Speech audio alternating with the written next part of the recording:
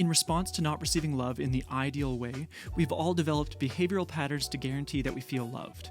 If I act like daddy's little girl, he tells me how cute I am and I feel loved. But if I act like my 15-year-old self, he ignores me, so it's a natural behavior for me to put on a show in order to feel loved because I feel like my authentic self isn't worthy of love. When we're teenagers, our brains are still developing our framework, and interactions like this become unhealthy tendencies in our adult lives. This is one example.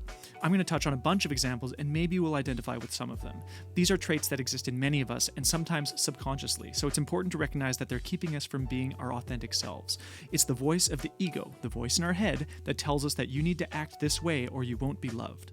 If you identify with any of these following statements, write them down and think about how they influence your life. These traits are often things that other people will find annoying about you. It takes practice because it will naturally feel very uncomfortable to act against your ego's will. But the end result is feeling like you'll be truly yourself in all situations without the aid of drugs or alcohol.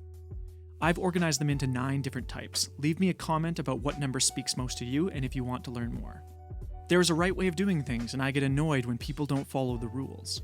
I judge myself when I can't uphold my perfect image. I often put on a happy face even though I'm angry inside. I'm always aware of what should be corrected.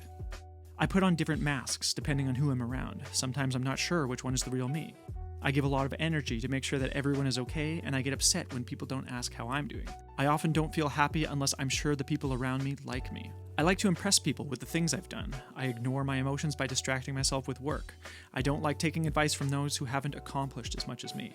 I feel like my emotions are so intense and unique that nobody understands. I like to look at things from a million angles as a way of not moving on with my problems. Feeling normal is boring, and I like to re-intensify my emotions with drama or fantasy. I often withhold information that would reveal myself to others. I feel like being angry is for lesser beings, and honestly, I'm of a higher mind to be in control of it. When I'm anxious, I retreat into my mind and seclude myself. I focus on the negative details in a generally okay situation. I'm suspicious of others that they will be dangerous or betray me. I have a hard time being successful because I have a fear that I'll outdo my parents. I get bored easily, so I'm always doing lots of new activities. My activities distract me from my challenging thoughts. I don't like being bossed around, but I also don't want to be the boss. I am exceptionally charming, and I feel guilty that I've gotten away with so much. I have difficulty compromising and giving up control. I have a hard time accepting help from others. I blame others instead of being vulnerable. I see both sides of arguments so strongly that I have a hard time standing by my own opinions. I am a chronic procrastinator of tasks that require effort. I'm extremely sensitive to having my efforts be overlooked. I find change to be difficult, and I fear it will lead to further suffering or abandonment. Be honest with yourself. Do any of these statements ring true? Leave me a comment. Sharing these thoughts is a vulnerable act, and it takes courage, and I'm proud of you if you do.